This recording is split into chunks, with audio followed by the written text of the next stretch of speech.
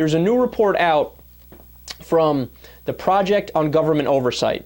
It's a nonpartisan investigative watchdog group, and basically what they did is through the freedom of and I'm supposed to be a talker, right?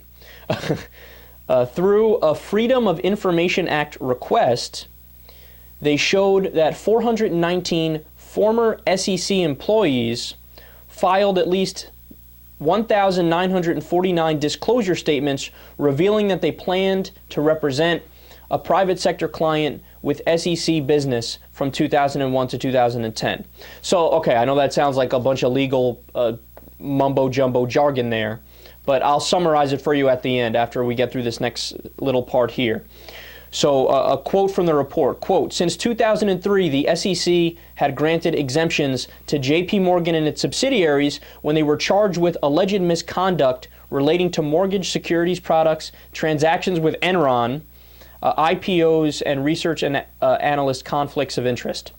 So the SEC gave them a pardon, a legal pardon, and said, oh, you did something wrong? Don't worry, we'll turn the other way. Do whatever you got to do. It continues. Swiss banking giant UBS was granted waivers after the SEC charged the bank with violating the same anti-fraud provision of federal security laws 3 different times from 2008 to 2012. So, in other words, to put it in complete layman's terms, all of the major banks, and they're too big to fail. We already know that's true.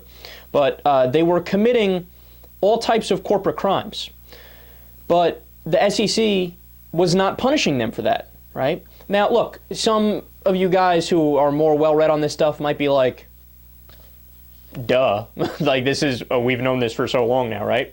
But when you actually see a report from a reputable group that actually can say, oh, it's X amount of times, here are the specific companies and banks that are guilty, etc., it's really a stark thing because it shows you how our system really is bought and owned by the big corporations. So then the question arises, and all of you probably already know the answer anyway, but let me elaborate a little bit.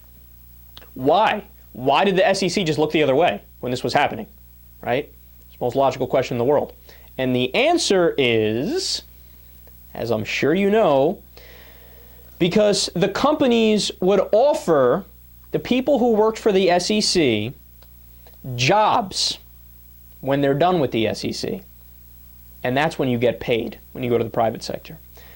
And they also offer them money, and all this went unpunished.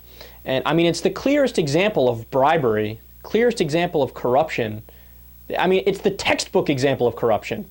Look the other way while I do something that is clearly illegal, and then down the road, I will repay you by giving you money or having you work this, having this job working for us where I'll just give you $1 million a year.